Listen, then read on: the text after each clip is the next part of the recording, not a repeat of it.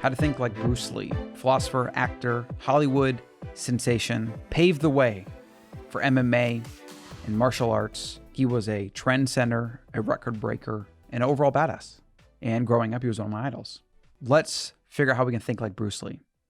Be happy but never satisfied. Bruce Lee. This quote resonates with me because I feel like I am never satisfied, or at least it's hard and it's kind of a constantly moving target.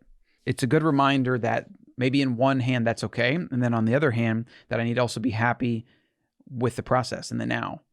And I spend a lot of time thinking about deep work and finding fulfillment through flow states and things like that. And so I'm definitely pursuing the different balance here where it's happiness and meaningful work and not being satisfied, wanting more, growing, etc.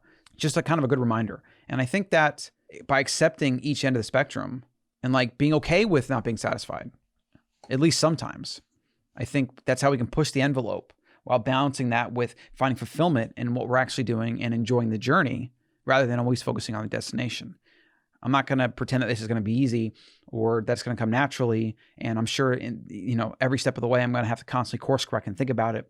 But it is one of those things that take a step back, think about this big idea, and then find those subtle ways in everyday life to, be happy, be in the moment, but also be striving for something.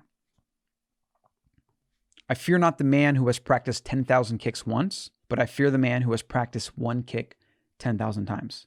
As you'll see with a lot of Bruce Lee quotes, they're more applicable now than ever. I mean, this was before the internet when he was talking about this stuff.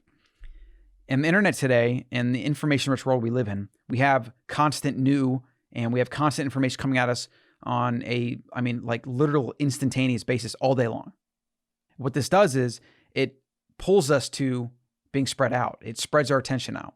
It spreads out the things we do. It spreads our workout. There's always some new app or gadget or thing or opportunity or idea that's showing up. It's a blog post, it's a podcast, it's YouTube. There's always something that's like, that's awesome, I should do that, or that'll be good, or whatever. And this spreads us thin. To get results today, as it's always been, when you focus on one thing and you get really, really good at one thing and you go really deep and you spend all your energy into that thing, that's how you're going to separate yourself from the pack and from what everyone else is doing. And what everyone else is doing is a whole lot of stuff. Finding what you can focus on will not only bring you satisfaction in your work and life, it'll bring that deep life, that deep work, that flow satisfaction you get from finding fulfillment in the work itself. But it's also how you're going to be able to rise above the pack and stand out and be different and unique and get results. Because if you do what everyone else is doing, you're not going to get exceptional results.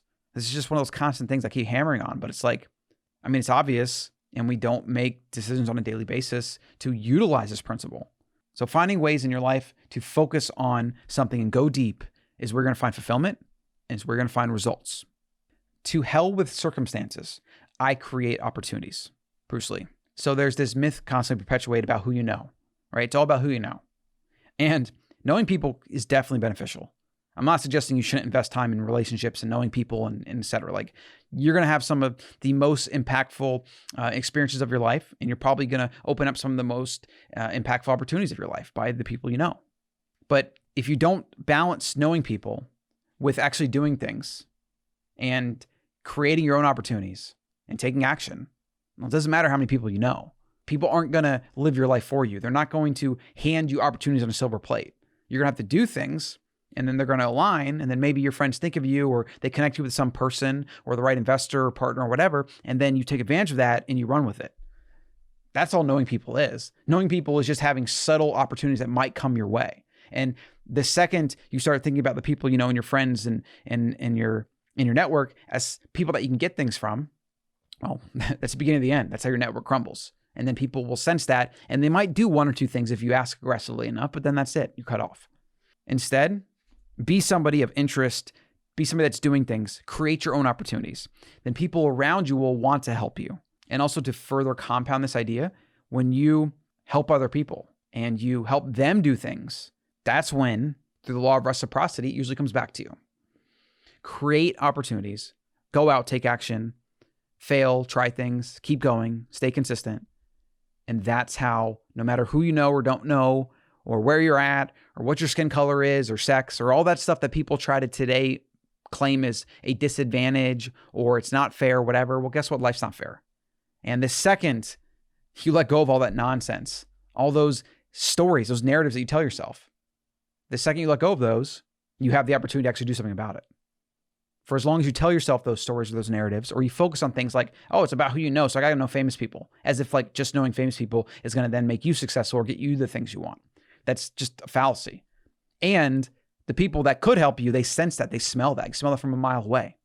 So again, it's one of these things that you have to take a roundabout approach. You got to go internal, go into you, focus on what you can do that, create opportunities, and then people around you will help you. Knowing is not enough. We must apply. Willing is not enough. We must do. Very much in tune with the times. People want things. They see things on social media that sounds good. They want to live that life. They want to travel. They want to be influencers. They want to do all these things that look great and flashy and easy. But are they waking up and getting to work? Do they have a day mapped out where they're going to spend time knocking things out, getting things done? Are they learning? Are they obsessed with podcasts and YouTube and other forms of content that they can learn and make themselves better? Are they taking action? Are they trying things? Are they failing? Are they testing? Most of the time, it's no. People just yearn. They want things. They see it. They visualize themselves having it. And they go, oh, that'd feel good. That'd be cool. But they don't connect that to when you wake up or when you're tired after work or whatever it is. Whenever you have that time to actually hustle and get things done, you watch Netflix instead or play some game or just mindlessly scroll social media. So 1 + 1 = 2. So you have to desire something. Don't get me wrong. You need desire. Because otherwise, how are you going to take the action to manifest? You have to have desire. You have to have visualization. You have to have a plan. You want to try to see and look for it. That's fine. But if you don't add that to the other one, right? Desire here and then action, you're not going to get results. There's no way around this. Like most of the things that I talk about on this show, they're simple and it's obvious. Because first principles, I mean, a lot of times we get them. We know that there are principles of life. We know that there's basics. We know that we should probably keep things simple, but we complicate. And we know fundamentally deep down that we can want something all we want, but if we don't do anything about it, it's just a figment of our imagination. It's just a maybe, a what if, or a nice to have. So if you truly want something, you truly deep down want it, then do everything you can to connect it to action. And then just keep going with the action. You'll eventually get somewhere. I promise you that. But if you want and you don't connect it to action, you have nothing. You have just ideas. And ideas are a dime a dozen. I can go to Google and find billions of ideas. And the last one in the How to Think Like Bruce Lee series. If you love life, don't waste time, for time is what life is made of. Bruce Lee. You know, it seems like Lee had a lot of stuff figured out long before. And I think that this is a telling example. The internet and technology information, what it's done is that it's accelerated these things. So human beings are the same. We have the same tendencies, the bias, the dogma, bad habits, etc. We have all these things, right? When we bring in constant information and constant distraction, whatever, well, those things that are the first principles that make that are good, that have stood the test of time. I mean, you can look at the Stoics, the Greeks, Socrates, Bruce Lee. You can go back in history and find people that knew what they were talking about. Those ideas have stood the test of time for a reason, because they're first principles to living an effective life, to being human. And so what technology has done is it's sped things up so that if you have bad habits, well, you can engage in those bad habits really fast all day long. If you have good habits and you have work ethic and things like that, well, you can work and get results really fast. I mean, companies can grow in a year doing things that used to take 10 years. Like the scale and the speed is insane. And there's no greater opportunity in the history of mankind to build something on your own and grow something and scale something and ultimately put your work out into the universe. But there's also never been a time in human history where you've been able to waste as much time as fast. You can even look at the food system.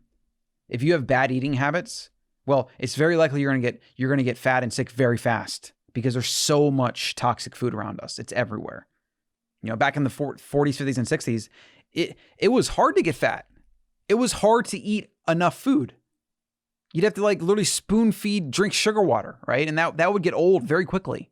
Yet today we have these engineered foods, basically engineered in a lab, that trick our brains so that we can just eat and eat and eat and eat and basically get no nutrition. And so we want to eat more. And then our biology breaks down and we get fat. I mean, it's crazy.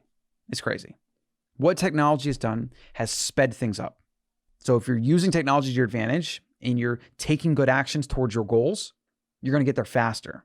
And if you're lazy or engaging in bad behavior or things that are addictive, you're going to just get there even faster. So these are some big ideas from Bruce Lee, one of the most famous martial artists of all time. It's amazing what we can still learn by looking back. That's why I like observing and studying and documenting some of the great minds of our past, because there is so much that we can learn by going back in time. I'm your host, Colin Stucker, the Raw CEO, and I'll see you in the next one. Hey guys, before you leave, Colin here. I want you to go over to colin.coach and get the Friday AM5 newsletter. You can get all the shows that I do every week, as well as some other content related to health and wellness and just big ideas that are going to stand the test of time. So go to colin.coach, hop on that newsletter and get every Friday, and I hope you enjoy it.